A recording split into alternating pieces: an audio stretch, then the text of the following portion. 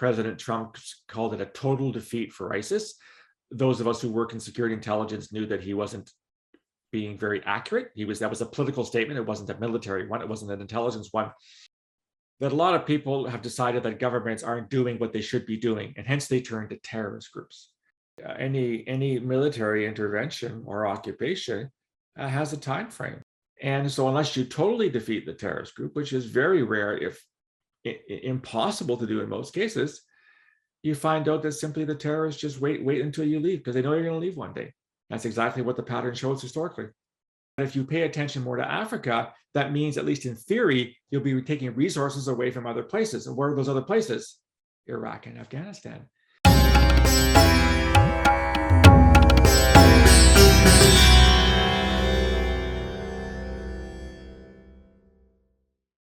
Namaste and welcome to Chitti Media's Current Affairs Show. My name is Ratnadeep Chakraborty and I am your host for today. I'm delighted to be joined by Phil Gurski, a former senior strategic analyst at Canadian Security Intelligence Service, specializing in violent Islamist-inspired homegrown terrorism and radicalization. Philji, a very warm namaste and welcome to the show. Thank you, Ratnadeep. It's always a pleasure to talk to you.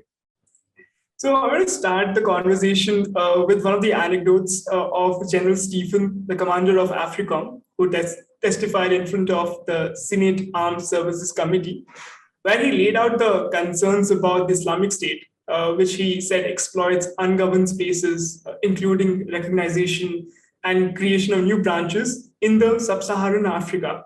Mm-hmm. Now, the United States have been solely focused on Middle East and not have given a proper attention to the African region. And it's only now that we have seen attention being given when from 2017 itself, we have seen most of, or at least half of the terrorism attacks or deaths happen in Africa. So is this another miscalculation by the American government or policymakers? It would be easy to call it a miscalculation. That might be a little bit unfair. So let's rewind a little bit.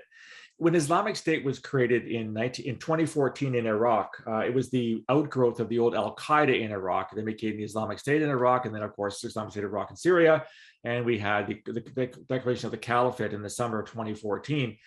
The Americans expended a lot of time and effort and money and deaths in defeating ISIS, as we called it back then, by 2019. Then President Trump called it a total defeat for ISIS. Those of us who work in security intelligence knew that he wasn't being very accurate. That was a political statement. It wasn't a military one. It wasn't an intelligence one. What happened is that even before then, Islamic State had inspired many people around the world in two different ways. One was the so-called foreign fighters phenomenon. Now, you had David Mallet on your program, and I've known David for many years. He and I have both written books on foreign fighters. And Islamic State attracted anywhere between 30 and 40,000 people from around the world to travel to Raqqa to join the Caliphate, so-called Caliphate, and fight for Islamic State, including several hundred Canadians. Many of the stories are very well known about the foreigners, and many of them are now sitting in camps or in prisons or whatever in Kurdistan and Syria and Iraq. There's a big argument what to do about them. That's a whole separate issue. The second way that Islamic State inspired people was in the creation of regional sort of Islamic State subsidiaries.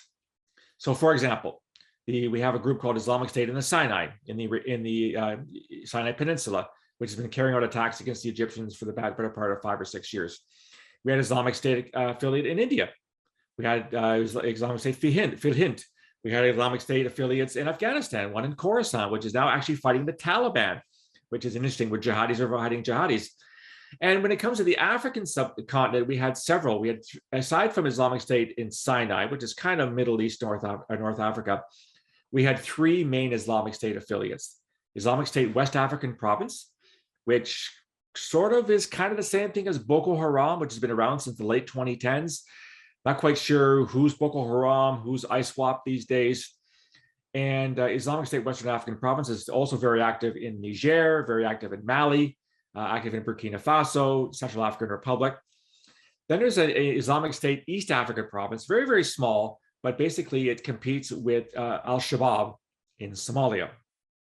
And then lastly, there's an Islamic State Central African province that's located largely in the Democratic Republic of Congo, but is also influencing another group called Al-Shabab, not the one in Somalia, which has been fighting in Mozambique for the past 5 or 6 years. Very brutal group that has occupied the province of Cabo Delgado in the north of the country, where most of the oil and gas projects are for Mozambique. And they've been killing, beheading people for the better part of half a decade now.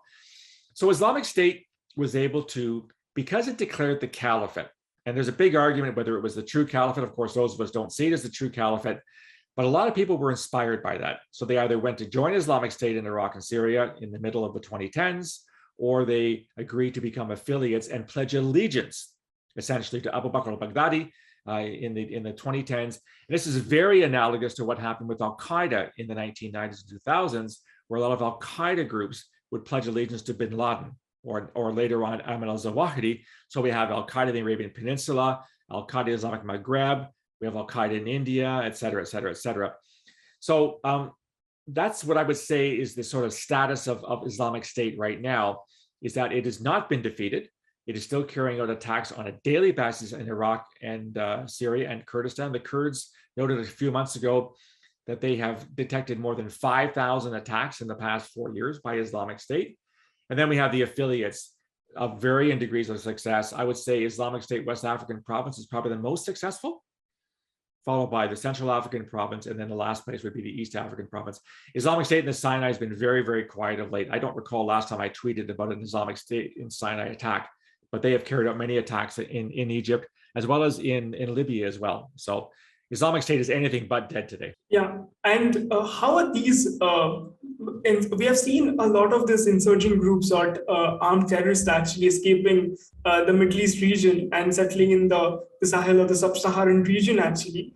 How are these, we have seen an epicenter change from the Middle East to the African region right now, but how are these terrorists actually gaining the support of the local population or the local youth? It's a good point, and it's important to bear in mind that Africa has been beset by terrorism for the past couple of decades. So, of course, we had, groups like the GIA in Algeria. The Moroccans had a terrorist group. The name slips my mind right now. Libya has had terrorist groups. Boko Haram has been around since the 2000s. Even before Boko Haram, there was terrorism in Nigeria dating back to the 1960s, 1970s. But I think a couple things have happened. First and foremost, the Middle East became a very crowded zone. Of course, the Americans were there. NATO is there in some ways. The Russians are there. The Iranians are there. And we paid a lot of attention to terrorist groups like Islamic State and Al-Qaeda in the post 9/11 period in ways that made it less amenable to stay in the Middle East, number one. Secondly, Africa as a continent, as you and your listeners are probably very aware, is beset by awful governance and has been for the better part of centuries. Some people, say it's all the fault of colonialism, which there's no question that colonialism was not good for Africa. But these states have been independent for the better part of half a century. Colonialism doesn't exist anymore in Africa. So governments have had half a century to get things right, and they haven't. We have dictatorships in Africa. We have presidents who don't abide by term limitations. They run for office again and again and again. They use violence to affect the vote. The list goes on and on and on. So Africa is still a very, very uncomfortable place to live, at least in most parts of it. The economy has been going up and down for the better part of decades. It's largely a resource-driven economy. So depending on the price of resources, you might not have enough money. The average wage for a family is very low, one of the lowest in the world, just like parts of Asia as well. And you could argue that in wake of all these things, poor governance, poor economy, disease-ridden, that a lot of people have decided that governments aren't doing what they should be doing, and hence they turn to terrorist groups. And we have seen, I think groups in Egypt are a very good example of the 1980s. When Mubarak was president, the inequities and lack of ability of the Egyptian government was replaced by terrorist groups who provide social services. We saw the same thing in Lebanon under Hezbollah, especially in the southern part of Lebanon, which was abandoned for years by the central government because it's largely Shia. So I think terrorist groups have stepped in, filled the void, filled the empty space, and offered social services to people where governments cannot. Now, yes, they're very brutal. And in the case of Islamic terrorist groups. They demand certain things like certain ways of dressing, certain modes of behavior. They kill people for, or cut people's hands off for certain. So it's a very brutal form of justice. But I think for a lot of people, it is a form of justice, and it's a form of order that their own governments can't provide. So, I mean, that's a very much an oversimplification for accounting for each country and why people join these terrorist groups. But I think the bottom line is that they're doing jobs that the governments that are in power simply can't do. Yeah, and I do agree with you on the point where how weak government and weak governments, poor governance has actually affected the region largely. Also, we have seen a very confusion, a sort of a confusion when we talk about terrorism in Africa, because there isn't a clear distinction, or probably there are blurred lines, I would rather say, between jihadism or organized crimes and local politics, because it all seems the same actually. So when we talk about terrorism, what do we mean when we talk about terrorism in Africa? What constitutes terrorism in Africa, and is it underreported? No, that's a really good point. And I'll give you a very concrete example of that. So Nigeria, which has had Boko Haram and more recently Islamic State Western African Province for the better part of 15 years, has now taken to calling what are organized criminals, they're called bandits, calling them terrorists. It's terminology you see all the time in Nigerian papers. Now, Nigeria has been beset by criminality for decades. It's a problem. Crime's a problem in Nigeria. And these so-called bandits will basically go from village to village, killing people, extorting money, taking control, et cetera, et cetera. And the Nigerian government has decided to call these people terrorists. Now, the problem with that, Ratnadeep, is that when you look at terrorism as a phenomenon, most people would agree, and there's others that don't, but I think the majority would say it has to be a serious form of violence that is carried out for political, religious, or ideological reasons. That's how it reads in the Canadian Criminal Code, for example, and many other criminal codes. So organized crime is rarely, well, it's not religious. It's rarely ideological, if ever, and even maybe slightly more common, but I'd say equally rarely political. Hence, a gang, like a street gang or the mafia, organized crime, they don't have an ideology.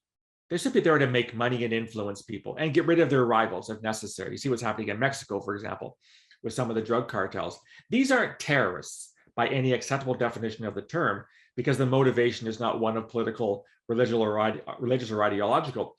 But a lot of governments, I think, basically take these groups and throw them in the same category as terrorists, only because they want more attention, they want more resources, et cetera, et cetera. But I would argue that these are not terrorists based on the definition of terrorism that I would accept. Yeah, and that is one of the problems I have seen, and I agree with you, of government's approaches to terrorism. And one of them, as I've seen you also tweeted about this, that the government of Niger is actually pressing ahead with an initiative to talk to jihadists whose attacks have shaken the country's southwest, and fears there will be another wave of bloodshed that lies ahead. So they rather choose to talk with the jihadists.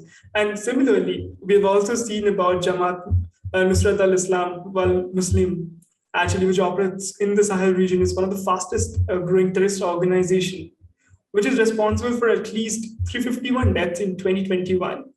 And we see two contrasting images of the government trying to actually talk to jihadists. Should we be talking to jihadists in the first place? Good question. It's hard to kind of figure out sort of where the cars are coming from and where this thing is kind of headed away. So what are you actually looking for in terms of the, I don't know, talking points or talking, I don't know, priorities in this regard? What is it? Like, we've talked a lot about specific situations that come in West Africa or East Africa, something like that. So what more specifically are you looking for now in terms of where this thing's going to go? Yeah, I mean, I agree in that points that you mentioned, but also if you look at what has happened when we have spoken to jihadists, for example, Afghanistan recently, does it actually yield any result, even if we go and talk to jihadists? It depends. I think there are people who do this, excuse me, realize they've been there, done there, gotten as far as they want, maybe in some cases they were not ready to go in the first place. They were reluctant to do that. And yet because of pressure, nothing else to do, they decided to go ahead and do something like this. I have found historically those people are easier to win over for the simple fact that there may have been reluctance to do it in the first place. They may have been pressured by friends or family. It was kind of their one chance to see themselves, starred in something, whether it's on TV or whatever kind of thing.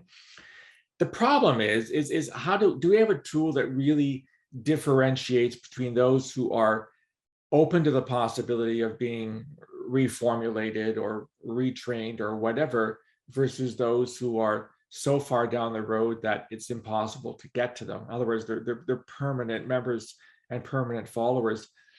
This is really hard to do. I don't know of any system that allows us to systematically and accurately make those decisions about who bears watching longer, who bears help so that they can rejoin our human society.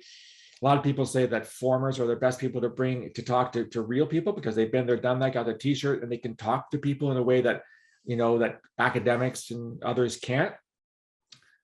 So it's a great question. And, we have two terms when it comes to radicalization at the end. The terms are disengagement and de-radicalization, and people treat them as synonyms and they're not.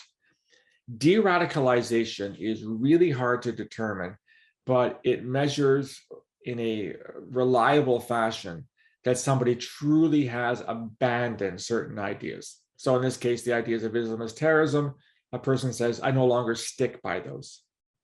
So I no longer abide by that.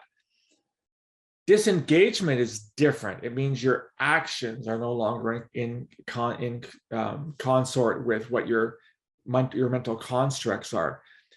It's really easy to measure disengagement. So for example, if part of your engagement meant handing out banners at a parade or traveling to a certain country and get a training, and you stop doing that, well, that means you become disengaged. The problem lies if you're disengaged without de-radicalized, you have the underlying mentality still. And that could change depending on the circumstances. I've seen individuals who disengaged, but because they hadn't de-radicalized, they end up re-engaging at some point when something else happened. So that's the challenge for societies, is in determining which people have truly abandoned the cause versus which people have merely abandoned the cause temporarily from a purely, outward or venereal kind of way, and in fact could return to the cause at some point if another cause takes place. I've seen people join different terrorist groups over time. When a certain group falters, another group becomes popular, they go from A to B. So as long as that mental career is still there, that mental engagement or mental loyalty to a particular group or cause is still there, the person can easily decide to abandon cause A for cause B. It certainly has happened historically. Well, thank you so much for outlining that entire scenario for us, actually, and whether it will bring any results in the first place. I want to talk a little bit about intervention at this point of time when you mentioned about radicalization, de-radicalization, and disengagement. We have seen the French intervention in the Sahel region since 2013, and it has been characterized as an effort to stabilize the former colonial region. And we have seen such efforts from the American or the European Union as well. And on one hand, we are seeing the government of the Nigeria actually trying to talk with the terrorists. The other hand, we are seeing also military interventions. How effective are military intervention in the first place? Because we have also seen military intervention in the Middle East, and we are seeing the same groups fleeing from one conflict zone to another. Bottom line is that they're not effective at all. And I'll simply use a quote by the Taliban when the Americans finally quit under Donald Trump, was in late 2020, when the Afghans basically said, you guys have the watches, we have the time.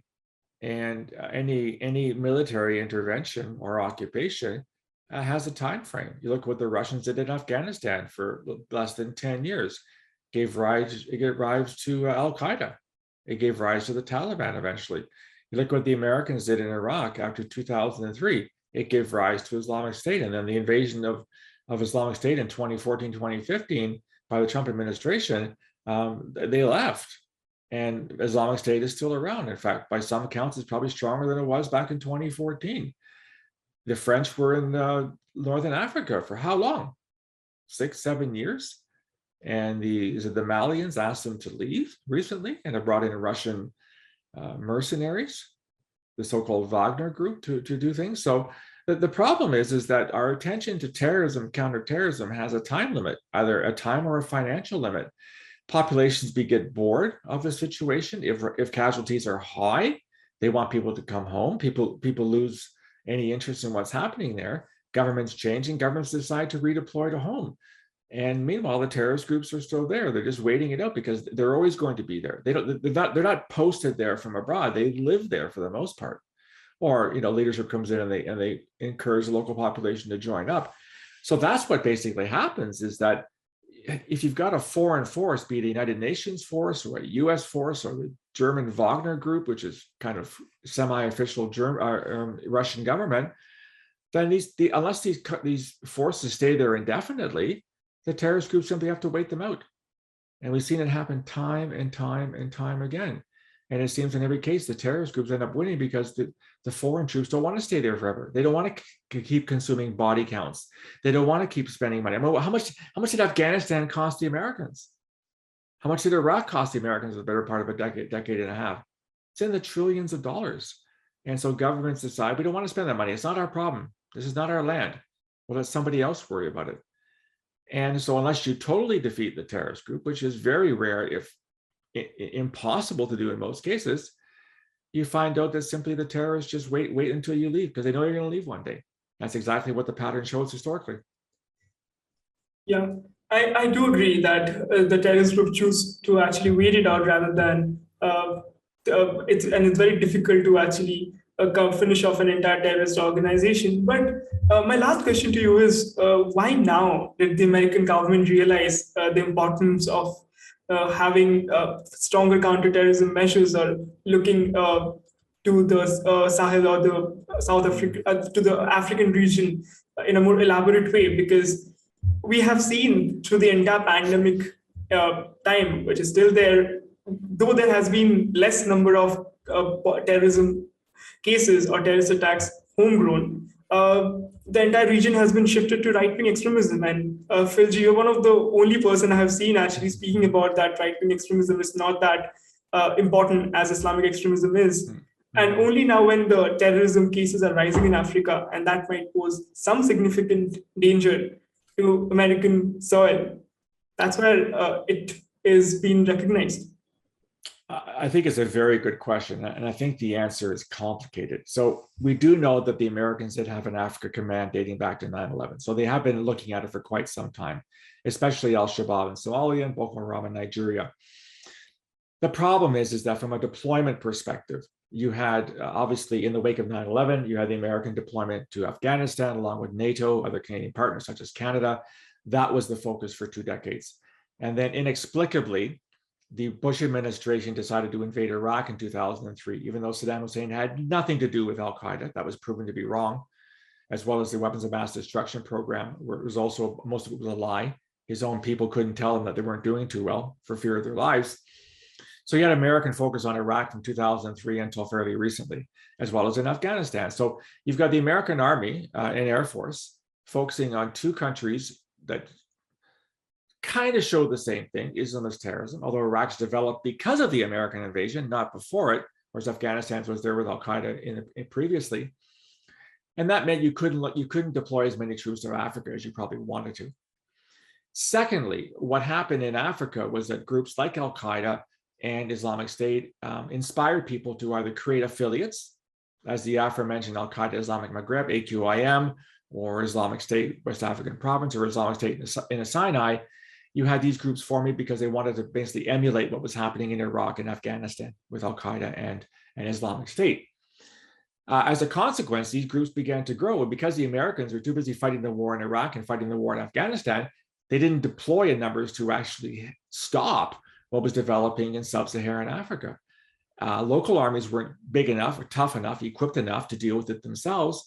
And so you've had this stalemate for the better part of 20 years in most parts of Africa between local forces and the jihadis.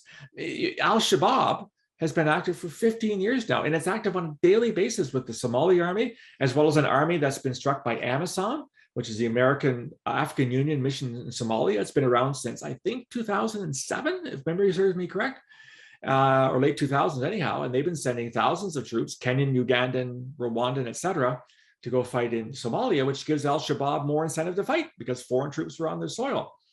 Likewise, the Nigerian military has been declaring Boko Haram dead every Christmas for the past 10 years. The president gets on the line TV and says, this is the last year for Boko Haram. They're running away. We're going to win. And every year he's wrong. So as a consequence, jihad is built up in Africa. And now the Americans are starting to pay attention to it. The problem, of course, with that is that if you pay attention more to Africa, that means, at least in theory, you'll be taking resources away from other places. And where are those other places? Iraq and Afghanistan. We know that Islamic State's making a comeback in Iraq and Syria. You see the reports every day. And we know that the Taliban, even though the Taliban is supposed to be fighting Islamic State in Khorasan, because the two are different, Islamic State in Khorasan does not like the Al-Qaeda, or the Taliban rather. We know that the Taliban is okay with Al-Qaeda in Afghanistan. So what I'm simply saying, I'm not predicting, I'm simply putting it out there, that the Americans withdraw their attention from Iraq and Syria and Afghanistan to focus more on what's happening in Africa because of the level of jihadism by terrorist groups on that continent. You're going to see the regrowth of Islamic State in Syria and Iraq and the regrowth of Al-Qaeda in Afghanistan. So 5 years from now, we'll be having the same conversation, Radhadeep, about do we redeploy to Afghanistan? Do we redeploy to Iraq and Syria? Because these groups are simply, as the Taliban said, when they took over power in Afghanistan recently, it says, you guys have the watches, we have the time. And as soon as your watches expire, we're going to come back. And that's exactly what the Taliban did. And that's exactly what Islamic State's going to do. And it's exactly what Al-Qaeda is going to do at some point. So it's a very negative, I'm apologizing for being negative to your listeners, but I think it's an accurate reflection of what's happened historically in the terrorism world.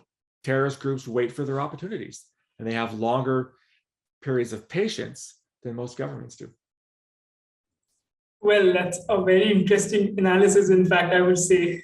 But some of the conflicts, as you mentioned, especially jihadist movements, have been involved in brewing for generations and are very rooted in history at the communal level. And as you mentioned, in order to gain support of the local youth, these groups tend to use a lot of ethnic grievances to the advantage. And that's what we are seeing in Africa. And I hope what you mentioned doesn't come true. But of course, your analysis are very interesting. And thank you so much, Philji, for taking your time and speaking to us and giving our audience a very interesting perspective of a vastly understudied topic. I look forward to having more such conversation in the future and hosting you on our show. Well, thank you, Radhadeep, for having me. I apologize for being very negative, very pessimistic, but I think that's the reality of what's happening in Africa, especially. And I think we ignored it at our peril. And I think that worst case scenario, you're going to see what happened leading up to 9/11 is that terrorist groups, which are allowed to develop, are going to inspire people to do things outside of the African continent. And we haven't seen a lot of African presence outside of the continent. You don't see Al-Shabaab in Italy, for example. You don't see Islamic State West Africa going up to Spain. But who would have predicted that Al-Qaeda, created to defeat the Soviet Union back in the 1980s in Afghanistan, would morph into a terrorist group that carried out 9/11? No one was predicting that 25 years ago. So I'm not predicting that what's happening in Africa will lead to another 9/11. I'm just saying that history is there, and that these groups are allowed to develop and to become better over time, there is the very real possibility that they will start using their techniques, their abilities to carry out terrorist attacks in the West. So I'm not predicting it. I'm just saying it's a very strong possibility. So namaste and have a great day ahead, Philji. Thank you, and same to you. And hello to all your listeners over in India and elsewhere. Please remember to subscribe to us and switch on the notifications for this channel. For our other social media links, more content, and to support our work, please visit citti.net.